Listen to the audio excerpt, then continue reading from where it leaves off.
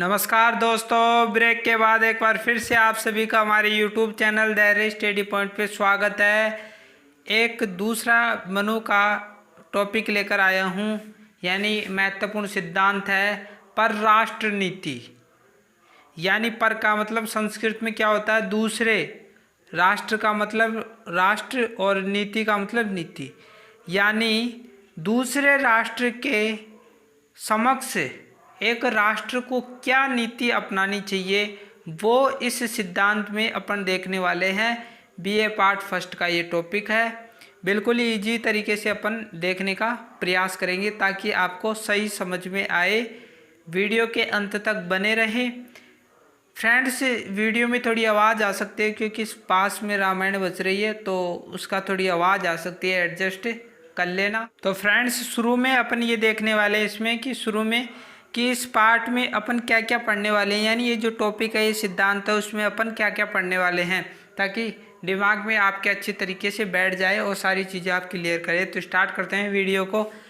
मनु ने परराष्ट्र नीति को दो पक्षों में विभाजित करके अध्ययन करने का प्रयास किया है। यानी परराष्ट्र नीति का जो सिद्धांत है उसको मनु ने दो पक्षों में बांट दिया ताकि अध्ययन करने में कोई तकलीफ नहीं हो। इसलिए मनु ने इसको दो पक्षों में बांट दिया है। ये दो पक्ष कौन कौन से हैं? सैद्धांतिक पक्ष, व्यवहारिक पक्ष। सैद्धांतिक पक्ष नाम से ही पता चल रहा है कि इसमें सिद्धांत ही सिद्धांत आएंगे। इस परराष्ट्र नीति से संबंधित सिद्धांत आएंगे। ये तीन सिद्धांत दे रखे हैं, ठीक है। व्यवहारिक पक्ष क्या होता है? जो प्रैक्टिकली जो चीज़ें अपन के व्यवहार में है उसके आधार पर इस परराष्ट्र जो नीति है उसको इसमें समझाने का प्रयास किया गया है। सैद्धांतिक पक्ष में मंडन सिद्धांत, दूसरा सागुण्य नीति जिसके 6 लक्षण हैं और उपाय। बिल्कुल ही ईजी है। सैद्धांतिक पक्ष अपन इस वीडियो में पढ़ने वाले हैं और व्यवहारिक पक्ष इतना खास नहीं है। एग्जाम की दृष्टि से वेरी इंपॉर्टेंट ये है क्योंकि सैद्धांतिक पक्ष में ही आपके 300 वर्ड तो हो जाएंगे, ठीक है फ्रेंड्स। तो स्टार्ट करते हैं वीडियो। तो एक एक को अपन देखने वाले हैं, ठीक है। मंडन सिद्धांत को देखेंगे सबसे पहले। ये लो आपका मंडन सिद्धांत।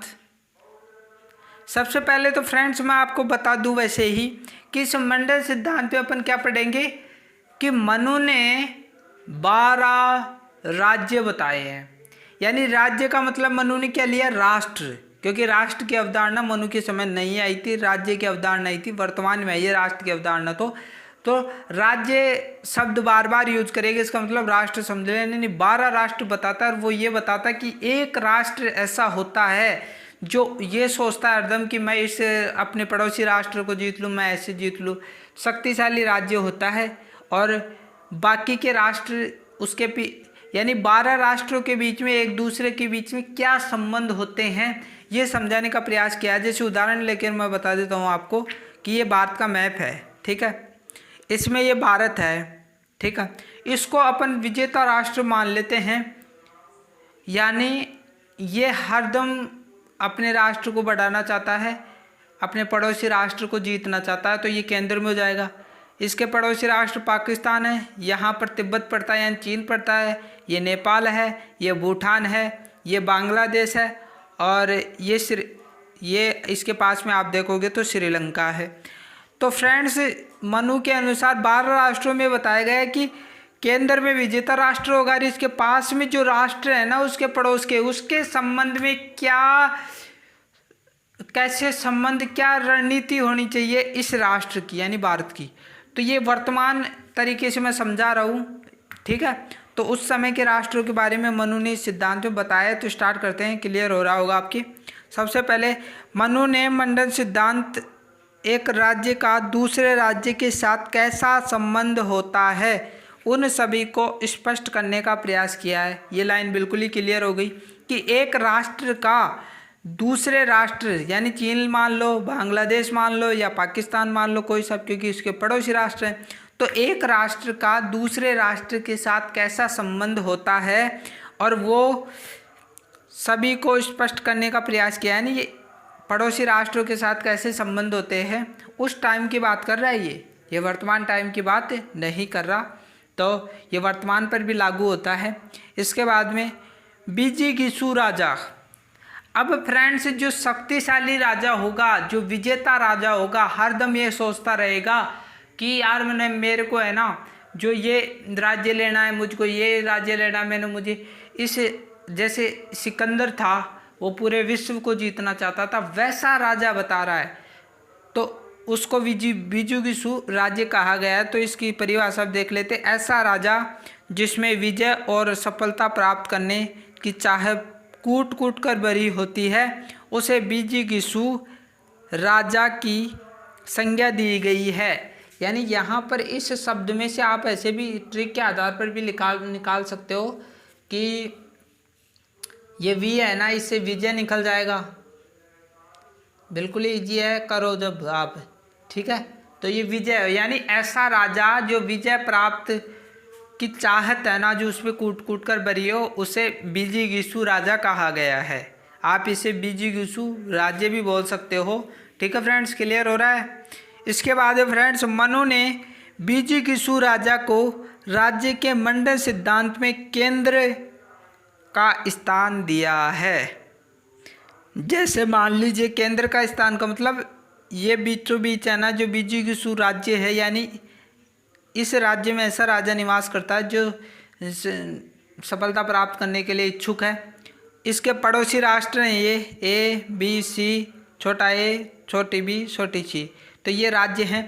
तो जो बिजिगीसु राज्य होता है वो बीच में होता है। जैसे मैंने अभी आपको मैप के आधार पर समझाया कि मान लीजिए भारत है, इसको बिजिगीसु मान लिया जाए तो ये केंद्र की स्थिति तो है फ्रेंड्स। यहाँ पर पाकिस्तान है, चीन है, पड़ोसी राष्ट्र हैं, बीच में कौन है? भारत है। तो ये बिजिगीसु राज्य हो जाएगा, ऐसा समझाने का प्रयास किया है। यानी बिजिगीसु राज्य अपने पड़ोसी राष्ट्र के बीच में होता है। ठीक है फ्रेंड्स, क्लियर हो रहा है। इसके बाद में आगे चलते हैं। बिजिगीसु राज्य से ही अन्य राज्यों का निर्माण किया है। यानी इस बिजिगीसु राज्य को आधार मानकर इन सभी का निर्माण किया है कि ये राज्य हो सकते हैं। क्लियर हो रहा है। एक लाइन आपको मैं समझाने का प्रयास कर रहा हूँ।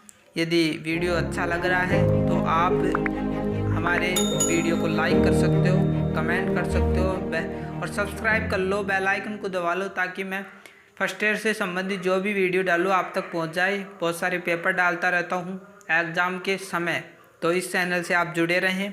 ठीक है, ऑथेंटिक पढ़ाया जा रहा है आपको। मनु का मानना है कि मंडल सिद्धांत में 4 राज्य आएंगे। यानी मंडल सिद्धांत में 4 प्रकार के राज्य आएंगे। यानी वो 12 प्रकार अलग है, 4 प्रकार के राज्य तो उस मंडल सिद्धांत में जो 12 राज्य उनसे अलग है, आगे बात करेंगे उनकी तो। लेकिन 4 राज्य और बताए हैं कि वो कौन से राज्य होंगे। तो देखो यहाँ पर 4 राज्य बताए हैं: मित्र राज्य, शत्रु राज्य, उदासीन राज्य, मध्यम राज्य। फ्रेंड्स, मित्र राज्य समझते हैं कि एक राज्य का दूसरे राज्य से जो मित्रता होती है उसे मित्र राज्य बोलते हैं। शत्रु राज्य जो हमारा जो मान लीजिए एक राज्य का दूसरे राज्य से शत्रुता चल रही है तो उसे शत्रु राज्य बोलेंगे। जैसे आप देखोगे कि भारत जो है ना, उसका इससे वर्तमान की स्थिति में आधार पर समझाने का प्रयास कर रहा हूँ कि भारत है, ये है ना जो इसका दुश्मन है, ये मान लो कोई, तो ये पाकिस्तान शत्रु राज्य अपन समझ सकते हैं। चीन भारत का शत्रु है तो चीन को अपन शत्रु राज्य समझ सकते हैं। नेपाल है, नेपाल यदि हमारा मित्र है तो इसको मित्र राज्य अपन बोल सकते हैं, नेपाल मित्र राज्य। ठीक है। उदासीन राज्य क्या होता है फ्रेंड्स? जो ये मान लो कि न तो मित्र हो न शत्रु हो, यानी उस राज्य से बहुत दूर स्थित हो। और मध्यम राज्य का मतलब जो राज्य के बीचों बीच हो। तो एक एक को समझाने का प्रयास भी किया है मैंने कि वो शत्रु राज्य। सबसे पहले शत्रु राज्य में समझा रहा हूँ। जिन राज्यों की सीमा परस्पर स्पर्श करती है उन्हें मनु शत्रु राज्य कहता है। यानी ये कोई राज्य है मान लीजिए, तो इसके पास वाला जो राज्य होगा ना, इसकी सीमा लगा रहा है, ये सीमा है, ये सीमा है, तो ये इसका शत्रु होगा, ये इसका शत्रु होगा। इसके ये भी सीमा लगा रहा है तो ये भी शत्रु होगा। फ्रेंड्स, आप देखते होंगे कि आपका मान लीजिए खेत है, तो आपके खेत वाला जो पास में जो खेत वाला है ना, वो हमेशा उसका दुश्मन रहेगा। क्यों? क्योंकि छोटी छोटी बातों पर उनकी लड़ाई होती रहेगी। जो ग्रामीण क्षेत्र में जो डोड़ा बोलते हैं ना, डोड़ा, उस पर इतना डोड़ा तू ले लिया, इतना डोड़ा मैं ले लिया, तो इस पर भी दिक्कत होती रहती है। तो वो शत्रु आना, तो इसी प्रकार मैंने समझाने का प्रयास कर रहा हूँ कि जो राज्य के स्पर्श में होता है, जैसे एक और आधार पर समझाऊंगा कि भारत है, इसके स्पर्श राज्य कौन सा कर रहा है? पाकिस्तान कर रहा है, तो ये इसका शत्रु राज्य होगा। मनु के अनुसार ये शत्रुता ही रहेगा, क्योंकि छोटी छोटी चीज़ों में भारत और पाकिस्तान के बीच भी सीमा विवाद है। यहाँ पर जम्मू कश्मीर पर विवाद चलता रहता है। क्यों? क्योंकि ये जम्मू कश्मीर को लेना चाहता है, पीओके, पाकिस्तान ने हमारे पीओके को इसको छीन लिया। तो इस प्रकार काफ़ी सारे विवाद होते हैं, इस कारण वो एक दूसरे के शत्रु होते हैं। इसके बाद में आप देखोगे यहाँ पर मित्र राज्य। मित्र राज्य क्या होता है? एक राज्य के पास वाले राज्य के पास वाला राज्य मित्र राज्य कहलाता है। यहाँ पर एक विशेष बात समझ लेना कि ये कोई राज्य है, इसके पास वाला राज्य और इसके पास वाला राज्य तो शत्रु होगा, हमने यहाँ पर देख लिया। लेकिन ये जो राज्य होगा ना, वो इसका मित्र होगा, बिल्कुल ही मित्र होगा फ्रेंड्स। यानी ये राज्य तो दोनों शत्रु हैं इसके, लेकिन ये जो राज्य है ना, ये जो राज्य है वो इसका मित्र होगा। यहाँ पर दे रखा ना, एक राज्य के पास वाले राज्य के पास वाला राज्य मित्र होगा, यानी इसके पास वाला राज्य मित्र होगा और इसका शत्रु होगा। क्योंकि अपन जानते हैं ना कि मान लीजिए आपका एक खेत है, वो आपका शत्रु है, लेकिन उस खेत वाला जो शत्रु है ना आपका, उसके पास वाला जो खेत होगा वो उसका शत्रु होगा और आपका मित्र होगा। आपके पास में आएगा तो बुराई करेगा उसकी बीच वाले की, क्या रे मेरे को परेशान करता है, तेरे को परेशान करता है, तो वो दोनों मित्र होंगे। ठीक है, तीसरा नंबर वाला उसका मित्र होगा। तो इस प्रकार मित्र राज्य की भी देख लिया। अब उदासीन राज्य देखेंगे कि आखिरकार में उदासीन राज्य मनु ने कौन से राज्य को उदासीन राज्य कहा है। तो ये आ गया आपका उदासीन राज्य। ठीक है, मध्यम राज्य, मध्यम राज्य का मतलब बीच में राज्य। ठीक है, जिस सीमा पर शत्रु व मित्र राज्य दोनों से लगती है उसे मध्यम राज्य कहते हैं। जिसकी सीमा शत्रु व मित्र राज्य दोनों से लगती है, यानी शत्रु और मित्र से लगेगी, यानी मध्यम राज्य वाला। जो यहाँ पर मित्र है, यहाँ पर शत्रु है, तो 20 का राज्य होगा ना आपका, वो मध्यम राज्य होगा। उदासीन राज्य क्या होगा? उदासीन राज्य जिस राज्य की सीमा न तो शत्रु राज्य से न ही मित्र राज्य से लगती हो उसे उदासीन राज्य कहेंगे। यानी जिसकी सीमा न तो शत्रु से लगती है न मित्र से लगती है, दूर ही है। अब फ्रेंड्स ये दूर है तो आपका न तो शत्रु होगा न मित्र होगा। क्यों? क्योंकि मान लीजिए खेत के आधार पर समझाता हूँ, जैसे इस मैप के आधार पर समझाऊँगा आपको कि पाकिस्तान है, ये इसका शत्रु, ये पाकिस्तान भारत का शत्रु है। यहाँ पर मान लीजिए अफगानिस्तान है, ये अफगानिस्तान का एरिया है पूरा पूरा ये। अब ये है ना जो भारत का मित्र है, वर्तमान में भी आप देख लो मित्रता है। क्यों? क्योंकि इसके दूर है, ये स्थित है। यानी मित्र राज्य और शत्रु राज्य के बहुत दूर हो वो उसका वो होगा, क्योंकि कोई विवाद ही नहीं होगा, न तो सीमा विवाद होगा न और कुछ होगा। ठीक है, क्लियर हो रहा है। अब फ्रेंड्स मैंने बताया था कि मनु ने मनुस्मृति में ये सिद्धांत जो है ना मनुस्मृति में दिया है, यानी मनु ने मनुस्मृति में मंडन सिद्धांत के अंतर्गत 12 राज्य लिए हैं। क्लियर कर दिया है मैंने। तो फ्रेंड्स ये थोड़ा है ना जो थोड़ा सा आपको दिक्कत करेगा, इसीलिए इसको अपन वीडियो के अंत में पढ़ेंगे, क्योंकि मैं जो आगे पढ़ाऊँगा ना आपको सागुणीय नीति वो बिल्कुल ईजी है। तो यदि आप ये पढ़ोगे ना भी तो आपका दिमाग है ना जो अपसेट हो जाएगा, यानी समझ भी थोड़ा बहुत कठिन आएगा। यानी वो ग्रामीण क्षेत्र में नहीं बोलते कि कोई बच्चा गिर जाता है तो उसकी माँ ग्रामीण क्षेत्र की भाषा में बोलती है अरे बेटा लगी रहे, अरे बेटा लगी रहे, उड़ जा रहा है कीड़ी मर गई जितना दर्द हो उतर। तो यही बता रहा हूँ कि आपको कीड़ी जितना तकलीफ होगी और कुछ भी नहीं। तो इसको अंत में पढ़ेंगे, क्योंकि इससे आप आगे जो पढ़ोगे ना उसमें दिक्कत नहीं आनी चाहिए, क्योंकि अपने मंडल सिद्धांत काफ़ी कुछ कर लिया है, बस ये थोड़ा सा रह गया है। तो आप अपने जो लिख रहे हो ना उसमें इतनी जगह छोड़ दो। ठीक है, इसको फिर मैं बाद में समझाऊंगा आपको वीडियो के अंत में। आगे का देखते हैं। मंडल सिद्धांत मान लीजिए ख़त्म ही हो गया, ठीक है। अब मैं दूसरा समझा रहा हूँ, क्योंकि जो बचा है ना उसको लास्ट में समझा दूंगा ताकि, ठीक है। दूसरा पॉइंट हमारा इसी में सागुणीय नीति, यानी जो सैद्धांतिक पक्ष है उसमें सागुणीय नीति दूसरा नंबर का है, बिल्कुल ईजी है। सागुणीय नीति के अंतर्गत 6 गुणों का वर्णन किया गया है। पहला है संधि, विग्रह, यान, आसन, द्वैधिभाव, संश्रय, ठीक है, संश्रय, ठीक है। तो 6 हैं, तो एक एक को समझेंगे तो बिल्कुल ईजी है। मैं कह रहा हूँ ना, इस प्रकार समझा दूंगा कि आप कभी भूलोगे नहीं, ठीक है। मनु के अनुसार एक राजा को परिस्थिति के अनुसार उपयुक्त विकल्पों का चयन करना चाहिए। यानी जो भाई एक राजा है ना, उसको परिस्थिति के अनुसार, कंडीशन कैसी है उसके अनुसार उपयुक्त का मतलब ये 6 लक्षण, इन 6 गुणों के आधार पर उस विकल्प का चुनाव करो। जैसी परिस्थिति है वैसे ही विकल्प करो, ठीक है, उसका ही चुनाव करो। मैं एक एक समझा दूंगा। सबसे पहला है संधि। सबसे पहले तो इसको पढ़ते हैं, फिर उसके बाद में आपको उदाहरणों के आधार पर समझाऊंगा। जब राजा को ऐसा लगे कि अपने सामने वाले राजा से भविष्य में किसी लाभ की संभावना है, तो उस राजा से तत्काल संधि कर लेनी चाहिए, ठीक है।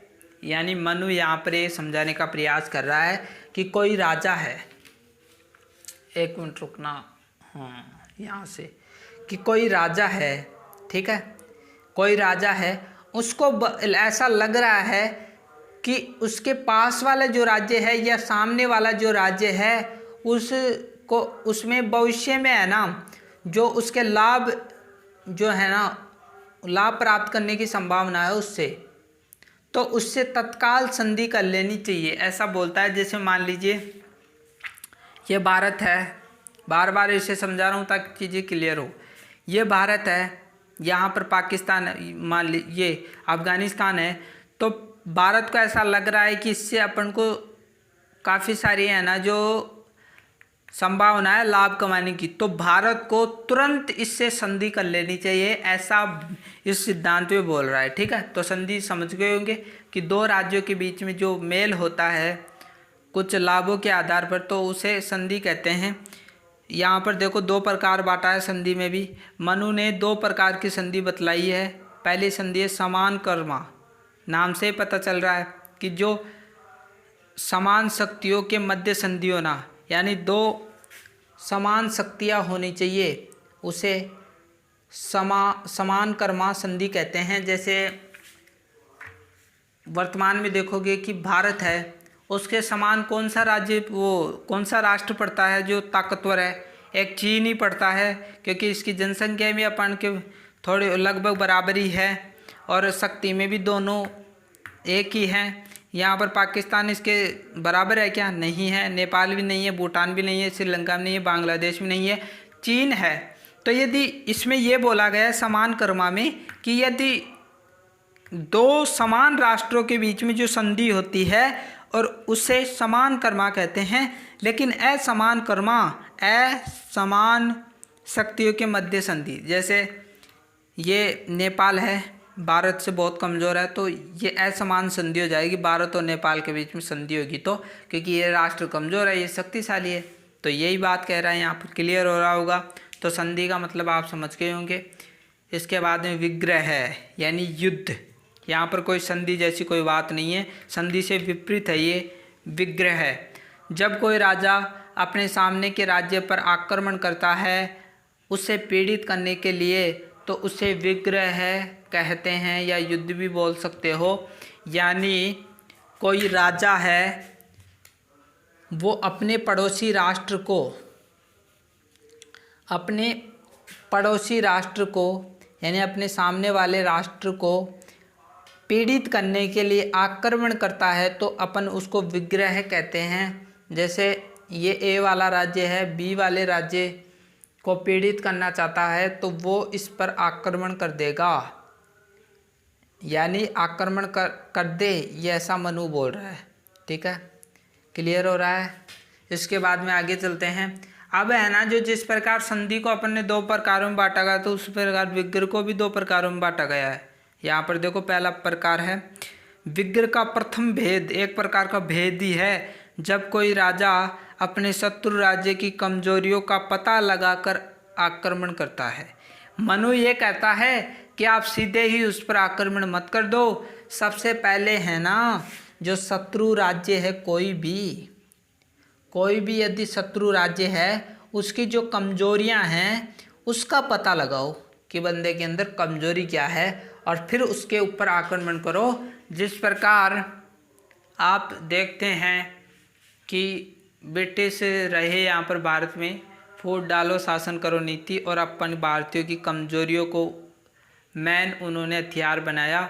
यानी सबसे पहले व्यापार की दृष्टि से आए, फिर भारत की कमजोरी, भारत दूसरे राष्ट्र पर कभी आक्रमण नहीं करता। आप इतिहास उठाकर देख लो, ऐसा कोई सा भी राजा हुआ हो जो विदेश में जाकर आक्रमण किया हो, आपने यही पाया है कि विदेशी के जो आक्रमणकारी हैं वो भारत में आते थे और आक्रमण करते थे। तो जो ब्रिटिश थे, जो अंग्रेज थे, उन्होंने भारत की कमजोरियों को पता लगा लिया और 200 वर्षों तक राज किया। तो यहाँ पर ये समझाने का प्रयास कर रहा है मनु कि सबसे पहले कमजोरी पता लगाओ अपनी शत्रु की, उसके बाद में आक्रमण करो, निश्चित ही आप सफल होंगे। इसके बाद में दूसरा प्रकार विग्रह का द्वितीय, जब किसी राज्य के मित्र पर कोई राज्य आक्रमण करता है और उसको बचाने के लिए राज्य आक्रमण करता है तो उसे क्या कहते हैं, विग्रह का द्वितीय भेद। यानी कहने का मतलब ये है कि ये कोई राज्य हैं, अपने सोनू का राज्य, मनीषा का राज्य और रमेश का राज्य, अपन कोई सा भी नाम ले सकते हैं, ऐसे नहीं, कोई ज़रूरत नहीं है, मनीषा का राज्य भी हो सकता है। मध्यकालीन भारत में आप एक राज्य का नाम पढ़ोगे, रजिया, वो एक लड़की थी, उसने शासन चलाया था। मध्य भारत में एक पहली महिला थी रजिया, जिसने बागडोर संभाली थी। तो कोई भी हो सकता है, राज्य कोई भी कर सकता है, ठीक है। तो मान लीजिए यहाँ पर क्या बोल रहा है, किसी राज्य के मित्र पर कोई राज्य आक्रमण करता है, यानी मान लीजिए सोनू का राज्य है और ये मनीषा का मित्र है, ठीक है, मनीषा का मित्र है, और यदि है ना जो ये शत्रु राज्य है और ये इस पर आक्रमण कर देता है मान लीजिए मनीषा पर, तो ये जो सोनू राज्य है ना वो इसकी मदद करेगा और इस पर आक्रमण कर देगा। वो यहाँ पर ऐसा समझाने का प्रयास करा। एक बार और सुनो, मान लीजिए सोनू राज्य है, ये इसका मित्र है, और यदि इसने इस पर आक्रमण कर दिया तो ये इसका साथ देगा क्योंकि ये तो मित्र राज्य है, इस पर भी आक्रमण करेगा और इसको सैनिक भी उपलब्ध कराएगा। तो यहाँ पर यही समझाने का प्रयास किया है, क्लियर ही होगा। इसके बाद में आगे बढ़ते हैं। हमने पढ़ ली संधि, वो विग्रह है, और यान अपन अब पढ़ेंगे। यान क्या है, ठीक है, ये बिल्कुल ईजी है। देखो तो यान, जब कोई राजा विजय की इच्छा के लिए अपने शत्रु राज्य पर आक्रमण करता है उसे यान कहते हैं। वहाँ पर पीछे जो आपने ये पढ़ा है ना विग्रह, इससे मेल खाता है ये, यानी ज़्यादा अंतर नहीं है विग्रह और यान में। वहाँ पर किसी राज्य को पीड़ित करने के लिए आक्रमण कर रहा था, लेकिन यहाँ पर क्या कर रहा है, यहाँ पर फ्रेंड्स विजय की इच्छा रखने वाला राजा, यानी विजय प्राप्त करने के लिए शत्रु राज्य पर आक्रमण करना, उसे यान कहते हैं। मनु परामर्श दे रहा है राजा को। मनु कहता है कि किसी राजा द्वारा यान की स्थिति को तभी अपनाया जाना चाहिए जब उसको शत्रु की कमजोरियों का पता हो। मनु फ्रेंड्स बार बार ये कहता है कि आप यदि यान अपना रहे हो, अपनी विजय प्राप्त करने के लिए शत्रु पर आक्रमण कर रहे हो, तो सबसे पहले है ना जो आपको अपने जो शत्रु राज्य है उसकी कमजोरियों का पता होना चाहिए। यदि आपको उस राज्य के कोई रास्ते हैं, किस प्रकार उस राज्य में आक्रमण करना है, किस प्रकार उसके अंदर अपन घुसे, कौन कौन से रास्ते होंगे, और उसकी पूरी कमजोरियों का निचोड़ निकाल कर आप आक्रमण करोगे तो निश्चित ही आप सफल होंगे। ठीक है, तो यान ये है। अब आसन है चौथा। आसन, आसन का मतलब उदासीनता, दूरी, तटस्थता। आसन का मतलब एक राजा को दूसरे राज्य के प्रति उदासीन रहना चाहिए और दूर रहना चाहिए। अभी ये यहाँ पर समझ में आएगा, ये कोई राजा है, यहाँ पर देखो क्यों तटस्थ रहे एक राजा। जैसे ये कोई बी राज्य है, उसके मित्र राज्य ये हैं, ये हैं, ये, यानी 4 राज्य हैं ना जो इसके मित्र हैं। तो फ्रेंड्स यदि ये इस पर आक्रमण करेगा तो आप प्रैक्टिकली देख सकते हो कि ये बिल्कुल हार जाएगा। क्यों? क्योंकि भाई ये 4 राज्य इसके मित्र हैं, कभी भी इसको दो देंगे, यानी इसकी जो है ना मुंडी को है ना उखाड़ देंगे। इसलिए आसन में उदासीनता या दूर रहने को कहा है। तटस्थ यानी दूर रहना, भाई तू इससे दूर रह, क्योंकि इसके पास में पावर है 4 राज्यों की, इसकी खुद की पावर, ये 4 राज्यों की पावर। तो यहाँ पर ये समझाने का प्रयास किया है मनु ने कि मनु ने ऐसा लिखना है इसमें कि मनु ने राजा को परामर्श दिया है कि एक राजा को अपने शत्रु राष्ट्र, ऐसे शत्रु राष्ट्र से दूर रहना चाहिए, उदासीन रहना चाहिए, उस पर आक्रमण नहीं करना चाहिए जिसके पास अपने पड़ोसी राष्ट्रों की ताकत हो और खुद की ताकत हो। तो उस पर आक्रमण नहीं करे, उससे दूर ही रहे भाई, ये बात है। ठीक है, क्लियर हो रहा है। इसके बाद में द्वैधी भाव। द्वैधी भाव क्या है? मनु कहता है जब हमारे से सामने वाला राजा शक्तिशाली है तो द्वैधी भाव की नीति अपनाए। यानी द्वैधी का मतलब है द्वे का मतलब संस्कृत में क्या पढ़ते हो? द्वे यानी 2, भाव का मतलब विचार, 2 विचारों को अपनाए। जब अपन के सामने है ना शक्तिशाली राजा हो तब इसको अपनाना है। ठीक है, और ये क्वेश्चन आया भी था फ्रेंड्स, ये आपके एग्जाम में आया था। इसके अंत में जो पार्ट है ना, ये मनु का पार्ट है, इसके अंत में बहुत सारे क्वेश्चन दे रखे हैं बुक में, तो मैं उनको भी बताने वाला हूँ। ये जो मेन टॉपिक अपन कर लेंगे तो उसके बाद में एक एक उनको देखेंगे। छोटे छोटे क्वेश्चन हैं 2-2 नंबर के, तो उन्हीं में से आते हैं फ्रेंड्स, क्योंकि सीरीज में से बहुत कम आता है। ठीक है, वैसे आता है लेकिन उसमें शॉर्ट दे रखे हैं आपके मेथड। मनु कहता है ऐसी स्थिति में राजा को अपनी सेना को 2 भागों में बांट देना चाहिए। यानी सामने वाला राज्य यदि शक्तिशाली है तो अपनी सेना को भाई 2 भागों में बांट दो। मनु कहता है ऐसी स्थिति में राजा को अपनी सेना को 2 भागों में बांट देना चाहिए। अब आप देखोगे कि कोई भी राजा होता है उसका सेनापति भी होता है जिसके साथ में सेना होती है। तो मनु ये कहता है कि एक तो राजा के पास में सेना होनी चाहिए युद्ध के समय, और एक सेना है ना जो सेनापति के पास में होनी चाहिए जो युद्ध लड़ेगी, और दूसरी सेना राजा के पास में होनी चाहिए ताकि उसकी सुरक्षा की जा सके। तो पहला देखो, एक सेना सेनापति के साथ रहनी चाहिए, दूसरी सेना राजा के साथ रहनी चाहिए ताकि उसकी सुरक्षा कर सके दुर्ग में। ठीक है, क्लियर हो रहा है? क्लियर हो रहा होगा। यहाँ पर देखो बिल्कुल ही स्पष्ट तरीके से बताया आपको डायग्राम्स। यदि आप एग्जाम में यदि ये बना कर आते हो तो माँ कसम आपको है ना कोई अच्छे नंबर लेने से रोक ही नहीं सकता, क्योंकि आपने पूरी पिक्चर डायग्राम में समझा दी है। ठीक है, तो ये शक्तिशाली राज्य है, इस पर आक्रमण किया, मान लीजिए इसने मान लीजिए इस पर आक्रमण किया या इसने आक्रमण कर दिया। ठीक है, तो इसको अपनी सेना 2 भागों में बांटनी है, मनु कहता है, और पहली सेना सेनापति के साथ में रहेगी, दूसरी सेना राजा के साथ में रहेगी। तो इसे द्वैधी भाव कहते हैं, 2 भागों में अपनी सेना को बांटना। क्लियर ही हो रहा होगा। इसके बाद में संश्रय, छठा संश्रय। मनु कहता है अगर द्वैधी भाव से भी राज्य की रक्षा कर पाना संभव नहीं हो रहा हो तो राजा को संश्रय को अपनाना चाहिए। यानी जब कोई शक्तिशाली राज्य है वो इस पर आक्रमण कर देता है और इस द्वैधी भाव से भी काम नहीं चल रहा, अपने राज्य की रक्षा नहीं कर पा रहा, क्योंकि शक्तिशाली राज्य है तो राज्य करना मुश्किल हो जाता है, तो ऐसी स्थिति में संश्रय को अपनाना चाहिए। संश्रय है क्या? यहाँ पर देखो, बलवान राज्य का सहारा लेना चाहिए। ऐसी स्थिति में बलवान राज्य ही बचा सकता है। जैसे एक राजा है, शक्तिशाली राज्य इस पर आक्रमण कर देता है, ये द्वैधी भाव जो दोनों चीज़ें अपना लेता है, अपनी सेना को 2 भागों में बांट लेता है, लेकिन फिर भी रक्षा नहीं हो पा रही है, तो इसके पास वाला जो है ना बलवान राज्य, उससे सहायता ले ताकि तेरी रक्षा हो सके। मान लीजिए ये भारत है ना जो इस पर आक्रमण कर, भारत है ना जो चीन इस पर आक्रमण कर देता भारत पर, और भारत अपनी रक्षा नहीं कर पा रहा, तो इससे संबंधित अपने जो राष्ट्र हैं, जो बलवान राज्य हैं, वो भारत उसका सहारा ले सकता है और बच सकता है। तो फ्रेंड्स, ये अपन का सागुणीय नीति हो गया, बिल्कुल ईजी तरीके से समझा दिया है मैंने। आशा करता हूँ आपको सही समझ में आ रहा होगा, और मैंने पहले ही बोल दिया था आपको कि बिल्कुल ईजी तरीके से समझाऊँगा। अब फ्रेंड्स, लास्ट जो है ना उपाय, वो देख लेते हैं उपाय क्या हैं। ठीक है, उपाय देख लेते हैं।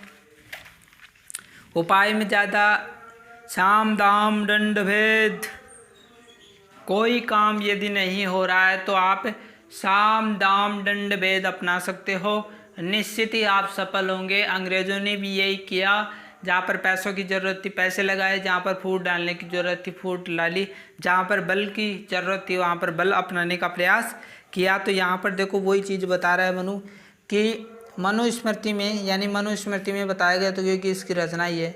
मनु ने मनुस्मृति में, यानी मनुस्मृति में मनु ने कुल 4 उपाय बताए हैं।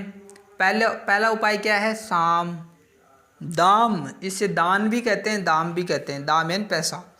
दंड और भेद कैसा है? साम, शत्रु को प्रेम और विशेष आदर से अपने पक्ष में करना, यानी कोई राज्य शक्तिशाली है तो वहाँ पर साम की नीति अपना सकता है, यानी वो उसको प्रेम देगा, और प्रेम से तो भाई सबको ही मान जाता है, शक्तिशाली मान जाता है। विशेष आदर देने पर, आदर के भूखे होते हैं मानव, ठीक है, तो उस आदर को देकर वो अपने पक्ष में कर सकता है, यानी उसको मित्र बना सकता है। ठीक है, दान क्या है? शत्रु को धन देकर अपने अनुकूल करना, यानी धन संपत्ति देकर, धन से तो हर कोई पिघल जाता है, तो धन देकर उसको अपने अनुकूल कर ले। तीसरा दंड, शत्रु को दंड देकर अपने अनुकूल करना, यानी कोई शत्रु राज्य है, कमज़ोर है और वो नहीं मान रहा, तो इसको दंड देकर उस पर आक्रमण कर उसको अपने अनुकूल कर लेना चाहिए। और चौथा है भेद, यानी शत्रु की शक्ति कम करने के लिए उसके मित्रों में फूट डालना। भेद का मतलब भेद नीति अपनाना, जिससे शत्रु जो राज्य है ना उसके बहुत सारे मित्र हैं, उनमें फूट डाल दे, उसकी शक्ति अपने आप ही कमज़ोर हो जाएगी। यानी जो शत्रु है उसके बहुत सारे मित्र हैं, यदि वो उसके साथ में हैं तो दिक्कत हो जाएगी, उसमें फूट डाल दे, सारा काम समाप्त है, फिनिश हो गया। लेकिन मैंने बताया था कि वीडियो के अंत पे जो मंडन सिद्धांत का थोड़ा सा बच रहा है वो समझाने वाला हूँ। दोनों सागुणीय नीति और जो उपाय है वो बिल्कुल ही स्पष्ट तरीके से आपको समझ में आ गए होंगे, इसीलिए मैंने ये थोड़ा बहुत बचा कर रखा है। अब इसको पढ़ेंगे कि आखिरकार में ये क्या है। मैंने आपको पहले ही बता दिया है कि 12 राज्य होते हैं, ठीक है, तो यहाँ पर 12 राज्य, तो 11 राज्य हैं और एक और राज्य बताता है वो, ठीक है, यानी 10 राज्य हैं ये अभी तो, और 2 राज्य और होते हैं, उन्होंने और बताए हैं 2 राज्य, तो 10 राज्य कैसे कैसे होंगे। बीजू गिसु राज्य केंद्र में रहेगा, मध्यम राज्य भी बोल सकते हो आप, मैंने पहले ही बताया है। तो जो शक्तिशाली राजा होगा, जो राज्य होगा वो बीच में ही रहेगा, यानी केंद्र में रहेगा, ठीक है, क्लियर हो रहा है। अब इसके आगे के राज्य ये 5 राज्य हैं, इसके पीछे के राज्य ये 4 राज्य हैं। पीठ के पीछे, यहाँ पर पीठ शब्द यूज होगा, यानी आप कोई किसी व्यक्ति को यहाँ पर खड़ा कर दो, मन में ही कर लो, ठीक है, मान लीजिए कोई भी खड़ा हो जाए यहाँ पर, उसका मुंह है ना जो इधर है उसका मुंह, ठीक है, तो उसके आगे के राज्य हो जाएंगे, और पीठ दिखाकर पीठ उसकी इधर है तो ये 4 राज्य पीठ की तरफ आ जाएंगे, ठीक है। तो सबसे पहले ये इन आगे के राज्यों की बात करेंगे, ठीक है। बीजू गिसु के आगे का जो राज्य होगा वो अरि का मतलब क्या होगा? अरि जो शब्द है ना संस्कृत का शब्द है, और अरि का मतलब ये है शत्रु, यानी बीजू गिसु के पास में जो राज्य होगा वो शत्रु राज्य होगा। हमने देखा कि खेत, यहाँ पर देखो आपका खेत है, इसके आधार पर समझो, आपका खेत है तो इसके आगे है ना जो भी खेत होगा वो शत्रु होगा, तो उसी प्रकार इसके आगे का होगा वो शत्रु। अरि भी शब्द यूज ले सकते हो या शत्रु भी यूज ले सकते हो, तो शत्रु राज्य हो जाएगा, ठीक है। अब इसके आगे का जो राज्य होगा वो अरि शत्रु राज्य, यहाँ पर देखो दो शब्द हैं। अरे शत्रु राज्य का मतलब समझ रहे हो, ये इसका शत्रु है, क्योंकि मैंने बता दिया है कि जब दो राज्य पास पास होंगे वो शत्रु होंगे। ये भाई साहब इसका तो शत्रु हो जाएगा, इसका तो शत्रु हो जाएगा, लेकिन बीजी की सुराज्य का मित्र होगा। यहाँ पर देखो मैंने पहले ही बता दिया था कि आपके खेत वाला है उसके 2 नंबर का जो राज्य है वो आपका मित्र होगा और इसका शत्रु होगा। जब भी ये दोनों पास में बैठेंगे तो इसकी बुराई करेंगे तो दोनों मित्र हो जाएंगे।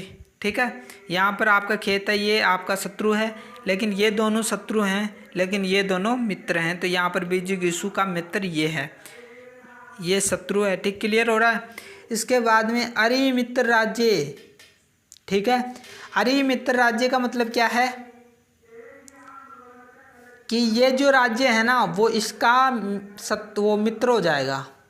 क्लियर ही है, क्योंकि ये इसका यहाँ पर ये प्रक्रिया अपनाई, वो प्रक्रिया यहाँ पर अपनाई जाएगी। यानी ये इसका शत्रु हो रहा है तो ये इसका मित्र नहीं होगा क्या फ्रेंड्स, क्योंकि दूसरे नंबर का राज्य इसका मित्र होगा, लेकिन बीजू गिसु का शत्रु होगा। क्लियर हो रहा है। यानी ये जो राज्य है वो इसका मित्र होगा, लेकिन इसका तो शत्रु होगा क्योंकि पास में है, लेकिन ये इसका शत्रु होगा। क्लियर हो रहा है। इसके बाद में आगे चलें। मनु कहता है 2 राज्य और हैं उदासीन राज्य, जो दूर है होते हैं उदासीन राज्य। मैंने बताया कि दूर रहेंगे उदासीन राज्य। ठीक है, तो ये आर्य शत्रु राज्य, यानी ये इसका शत्रु होगा। ठीक है, लेकिन बीजी गिसु का मित्र होगा। ये प्रक्रम चलता ही देखो, शत्रु इसका शत्रु है, ये इसका मित्र है, ये इसका शत्रु है, ये इसका मित्र है, ये इसका शत्रु है। तो ये इसका क्या बारी बारी से आ रहा है क्रम से, तो ये इसका मित्र हो जाएगा, लेकिन इसका शत्रु होगा क्योंकि पास में जो रहेगा वो शत्रु रहेगा।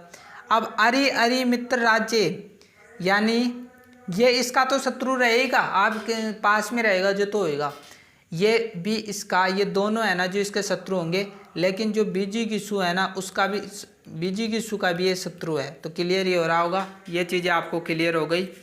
इसके बाद में ये जो पीठ दिखा कर खड़े हैं ना, पीठ के पीछे जो राज्य हैं वो 4 राज्य हैं, जिसे क्या बोलते हैं, पाषाण ग्राह या गिराही जो राज्य है, फिर आक्रांता राज्य आएगा, फिर यही नाम रिपीट हो जाएगा, लेकिन सार ये शब्द यूज हो जाएगा।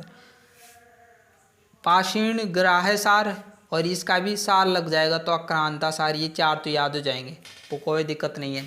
तो यहाँ पर देख रहे हो इसके पास वाला राज्य, मैंने बताया कि इसके पास वाला राज्य जो आपका खेत है उसके पास वाला जो है ना जो शत्रु ही होता है, तो ये इसका शत्रु है, पीठ का शत्रु, यानी ये इसके पीठ लगाकर है ना तो इसका शत्रु हो जाएगा। ठीक है, आक्रांत ये जो है ना इसका तो शत्रु है, लेकिन इसका है ना जो मित्र हो जाएगा, क्योंकि मैंने पहले ही बता दिया कि यदि ये शत्रु है तो ये इसका मित्र नहीं होगा। क्या, क्योंकि जब भी इसके बात करेंगे दोनों तो यार ऐसे बोलेगा कि ये मेरे को परेशान करता है ये, और ये बोलेगा कि ये मेरे को परेशान करता है। ठीक है, क्लियर हो रहा है। तो ये इसका मित्र हो जाएगा, लेकिन ये इसका शत्रु होगा। ठीक, क्लियर हो रहा है। आगे देखो, पाषाण ग्राह सार, ये जो है ना फ्रेंड्स, ये पीठ के शत्रु का मित्र, पीठ के शत्रु का मित्र, पीठ का शत्रु कौन है, ये है। ठीक है, तो उसका मित्र है ये, यानी ये इसका मित्र हो जाएगा, लेकिन ये इसका शत्रु होगा।